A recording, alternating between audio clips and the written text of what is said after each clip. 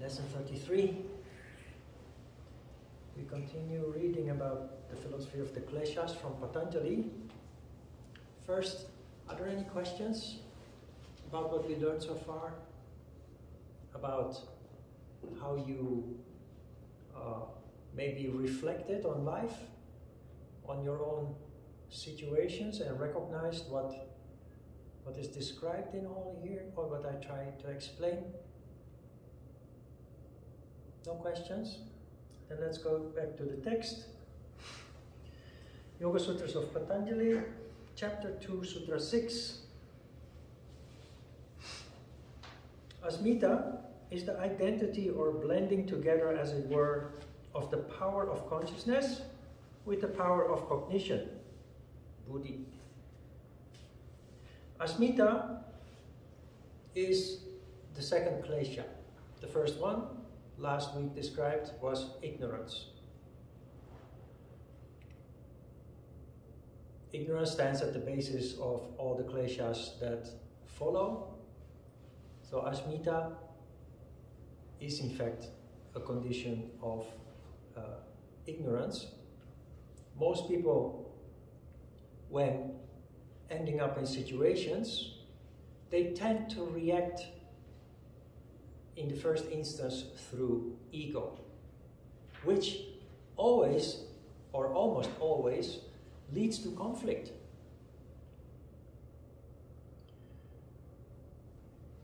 What is described in this sutra is technical, but it uses the concepts that we have discussed so extensively. We have a higher consciousness. In the higher consciousness, we possess deep insight. We possess wisdom when we function at that level. Vision is also an element of the crown chakra. But everything is energy, and there is always a tendency to contract, for energy to contract. And when the crown chakra contracts, when there is tamas in the crown chakra, the ego manifests.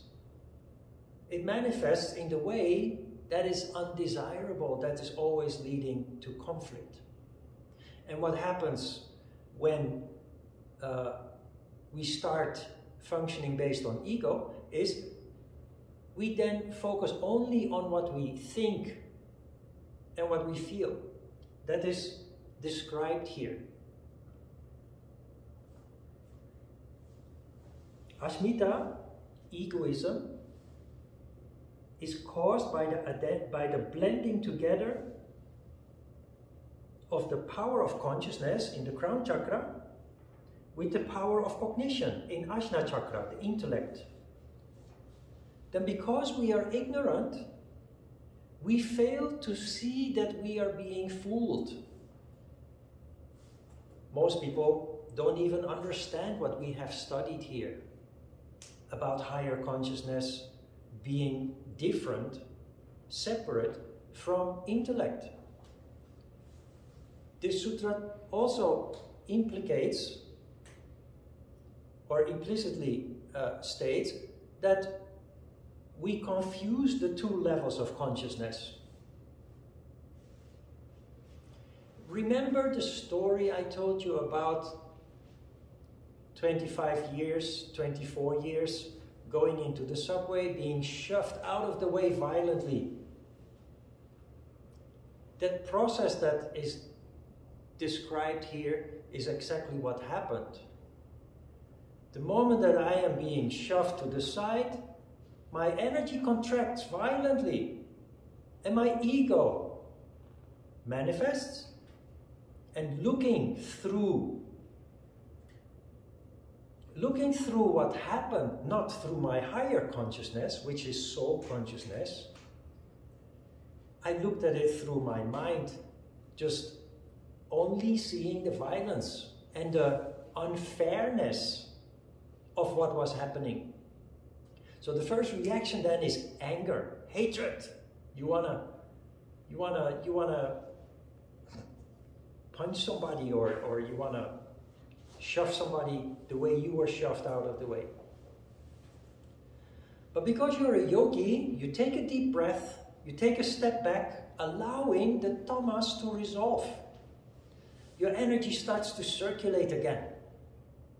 And you go back to viewing through the crown chakra, soul consciousness. And instead of just focusing two-dimensionally on this occurrence, this act of violence, you start to see a three-dimensional picture. You connect your soul with the soul of the person that committed the violence. And then you see a whole other picture. Then you connect the dots, you understand that that behavior is caused by something that happened in the past, a traumatic experience that led these people to fight for their lives, for their existence and their families, most importantly. We all have this ability, but it's very difficult, as you know, for most people to allow that higher level of consciousness to function, because we get caught up in ego, and ego is toxic. Ego is poisonous. It doesn't want to let go.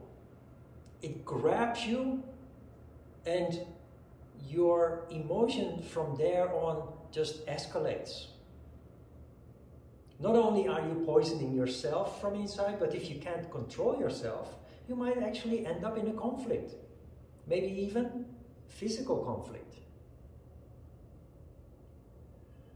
The moment that you take a deep breath, take a step back, literally and figuratively take a step back, you start to see something else. You start to see the essence of what is happening, and more importantly, why it is happening.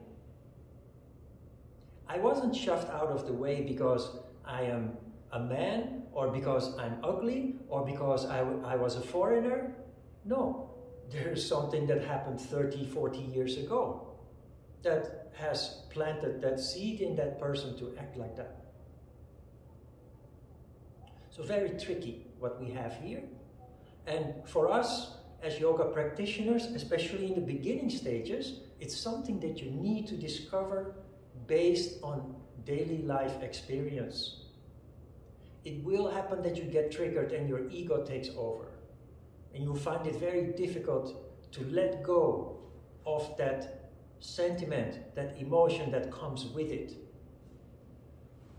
Now that you have learned about this, you know that it doesn't have to be like that. It is human. The first reaction is the emotion, but then you take a step back and you rationally look at the facts of what happened and why it happened. And then your higher consciousness will show you a picture that will allow you to let go of the toxic thoughts, feelings and emotions that started to boil in you.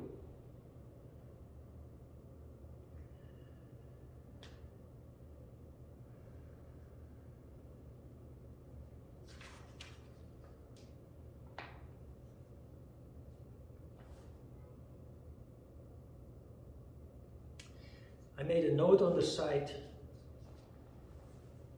that that is related to an experience that I had in 2011.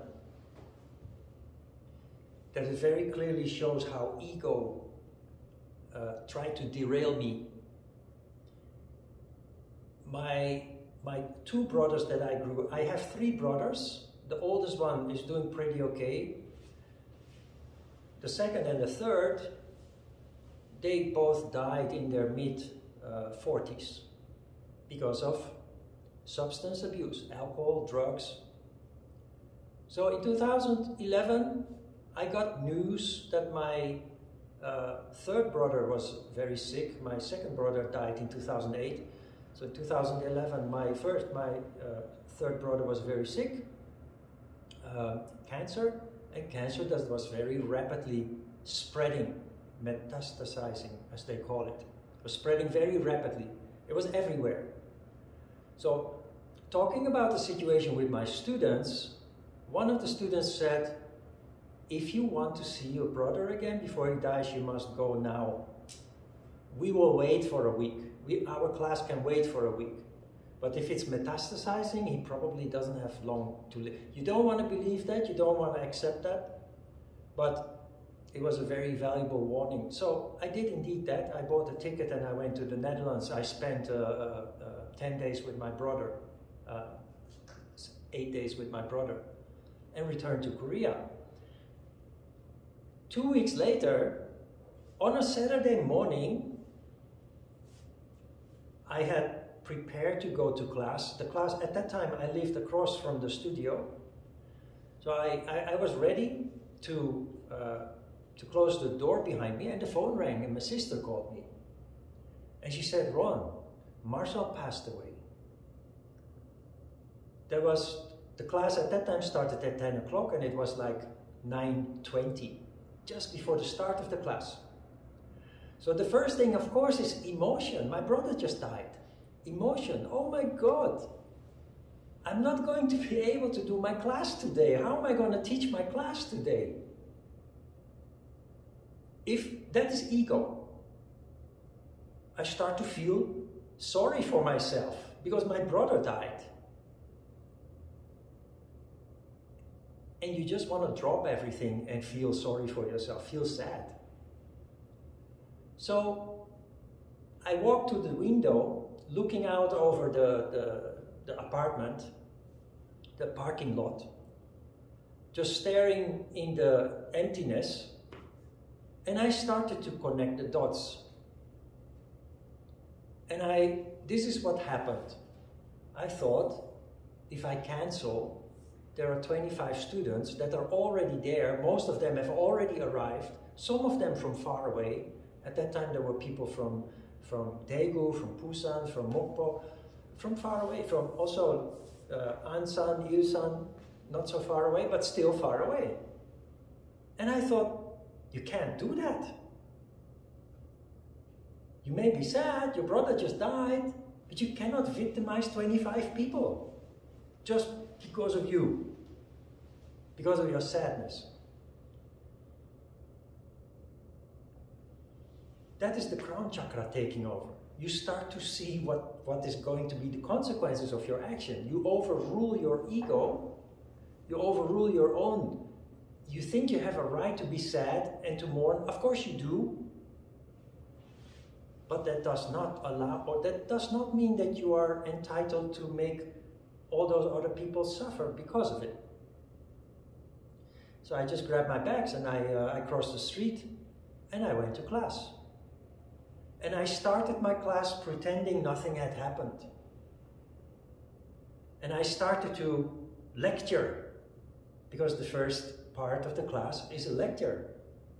And I started to lecture and I felt like a robot. The lecture was uninspired. I was just reading from the paper and not connected with what I was talking about. So after 5 minutes, I said, wait, sorry, I have to share something with you. And I told the students that my brother had just passed away. They knew that he was sick, so that the phone call had just come, that my brother had passed away. And after having shared that with the students, the lecture became one of the most beautiful lectures, most inspired lectures that I've ever given. And I went home feeling empowered by the knowledge that I had not cancelled the class, that I had not victimized 25 people because I am sad and mourning. And I also realized if I had cancelled the class, I thought that in the morning already. So one thing, victimizing all the people that have to go back, to some of them or many of them from far away. But I also thought, what am I going to do all day if I don't do my class now?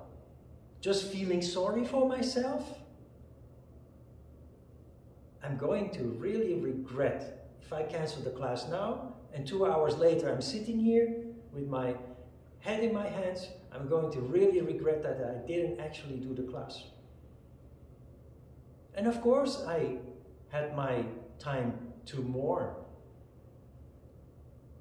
but not at the cost of other people. That is the ego kicking in. Oh my God, I can't do the class, I have to cancel. And then quickly the crown chakra taking over, saying, hey, but look, it's sad that your brother died, but there are 25 people waiting for you. And by the way, what are you going to do all day? Feeling sorry for yourself? You only get more and more miserable if you do that.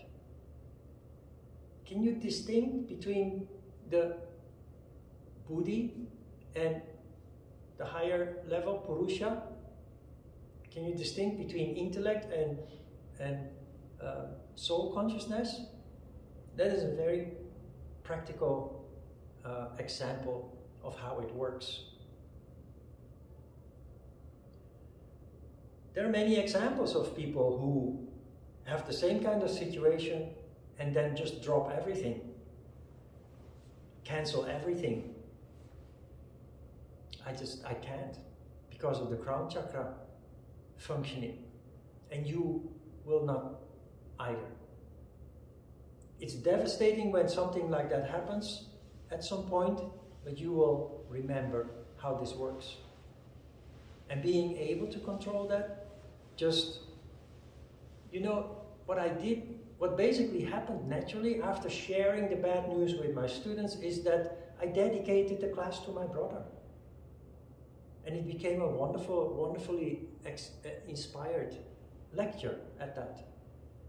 Not about my brother, about the class material, but just so much lively, alive, inspired.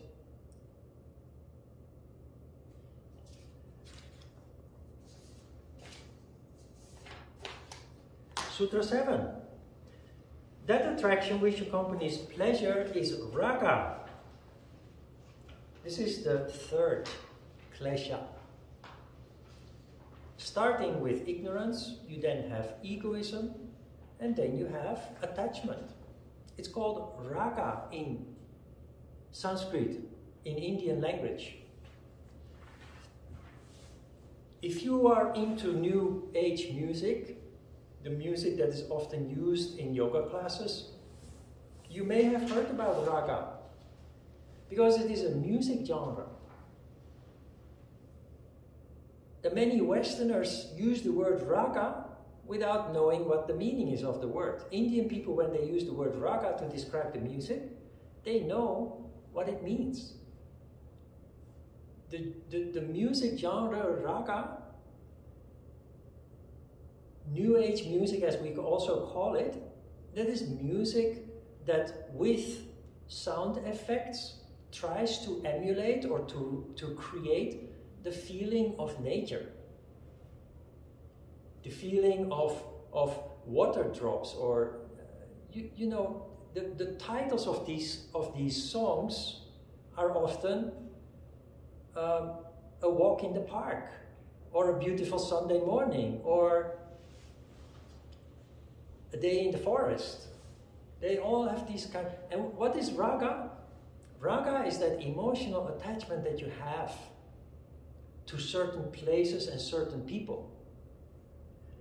We talked about, maybe last week even, I talked about how when I go to the Netherlands, when I visit, I grab a bicycle from my mom's storage shed, and I go to the neighborhood where I grew up. I pass by the school, the elementary school that I attended as a child. I wanna, after having been away from home for so long, I want to visit the places that I'm attached to. And it gives that feeling of belonging. It gives an emotion. That is raga. And you have raga with people, with your partner, with your child, if you have children, with your parents. That's why you miss somebody, because you miss the emotion, you miss the feeling, attachment, raga. Not only do I visit the school and the places where I played, etc., the neighborhood where I grew up, I also visit the lake and the forest. There is a man-made forest, it's quite big, on the outside of Amsterdam, where I did a lot of jogging and walking with the dog and just walking and exercising. And there is this spot with a huge oak tree. And that oak tree is so big, each of the branches of the oak tree are as big as a tree trunk. So I have to go visit my tree. I'm emotionally attached to that tree. I call it my tree. I have to pass by that tree and see how it is doing. Feel its enormity. So impressive. That is raga. I play with it, but it is actually disturbing. This attachment, that emotion, is actually disturbing, it's distracting. That is why it is one of the frittis, one of the kleshas. You think that it is a beautiful thing, right? But disturbances and distractions are not necessarily negative impressions or experiences. Before yoga, you think negative experience must be avoided. But positive experiences are good. Let's experience more positive experiences. Now the interesting thing comes. As a yoga practitioner, you will gradually gain control and reduce most negative experiences from your life, because you learn to avoid them. While normal people don't see them coming, don't anticipate. So normal people, unconditioned people, non-yoga people, they realize when they are in misery, once they are in the middle of it. But you develop the ability to sense misery coming before it has actually occurred. We will talk about that later. There's a sutra about that. So you gradually eliminate more and more misery from your life, more and more suffering from your life. Then, only then, you start to realize, because you become more and more peaceful, more and more stable, more and more peaceful, sattvic, then you start to realize that also positive experiences are disturbing. They're still preferable compared to negative experiences, but they're equally disturbing. Because in the eyes of yoga, it is just a movement of energy. And whether that is a negative one or a positive one, it's a movement of energy. Everything is just as it is. We give it a label. Our ego gives it a label. This is bad, this is good. But in the bigger scheme of things, it's just a movement of energy. We give it a negative or a positive judgment. But it's just a movement of energy. And they're both disrupting, distracting, disturbing. That is why raga, although it seems beautiful, beautiful music, beautiful memories, melancholia, blues sometimes, is disturbing, is distracting, and better to avoid.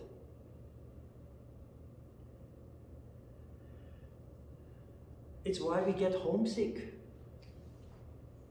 It's why we end up in a culture shock when we go to live in another culture.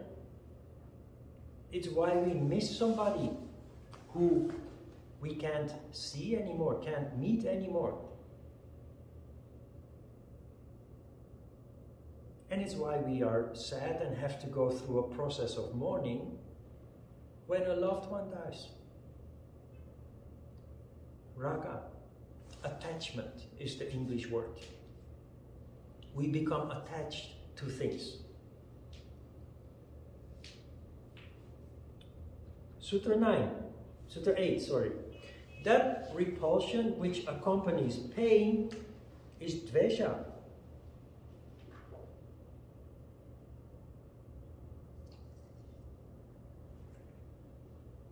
Like I just said, everything is just as is. Not good, not bad. That's what yoga says. There is no good or bad. There just is. That's very hard to grasp for most people, because we look through the eyes of ego, as the first sutra today indicated. You develop the power to take a step back, look at the situation through your soul consciousness in the crown chakra, and you just, like a scientist, you look at facts, not at emotions. And that is an incredible asset if you develop that. You will develop that. Every yoga practitioner develops that ability. The ability to objectively look at facts instead of through the eyes of ego, causing strong emotions. Hatred is an emotion. How do we deal with hatred? Anger? By simply, rationally asking, why am I angry? The first reaction from ego is pointing fingers. They did wrong to me. No, there is something more than that. Also remember this, whenever people do something wrong to you, it's their karma, it's their thing to take care of. For you, it is lost energy and effort to fight their wrongdoing. As you know probably, every time when you try, you end up in a useless conflict, an endless conflict, and it doesn't resolve anything. The first reaction is to point fingers. Ego makes you do that. The second reaction when you go to the crown chakra is that you see that there is something inside you that is involved. A past experience maybe. A traumatic experience maybe. Something. Maybe you're just having a bad day. Maybe something happened yesterday at work that causes you today to be a little bit grumpy, and it's easily triggered. If that's the case, just quickly establish what happened and why. And there is no room for anger the moment that you realize it. As long as you keep looking at it through the eyes of ego, you're poisoning yourself, harming yourself, hurting yourself. The moment that you can rise above that and just matter-of-factly establish the facts, there is no anger anymore.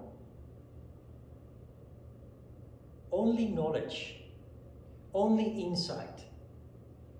And that is what this is all about. When I go to the forest to visit my oak tree, I feel that emotion, but I also realize what I'm doing. I also realize that I should not allow myself to drown in that melancholy or in that attachment. I still enjoy it, but I move on.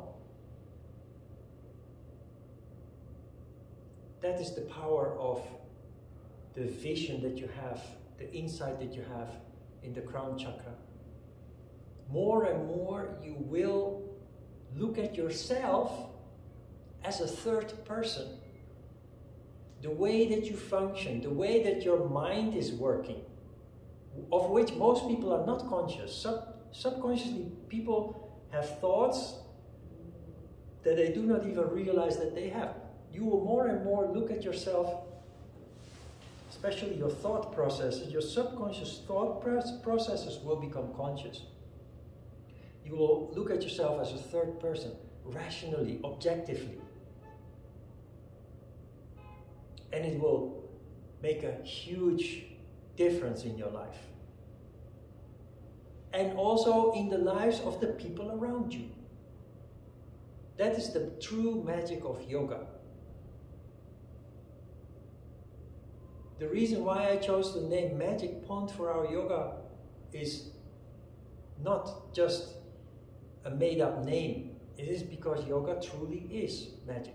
Not only will it change your life, but it also change the life of the people around you.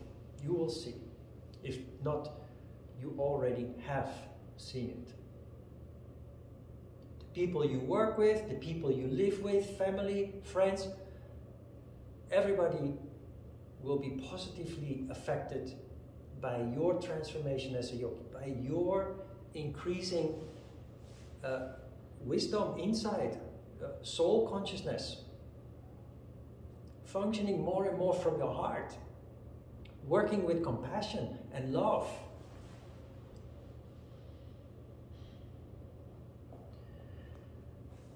Questions?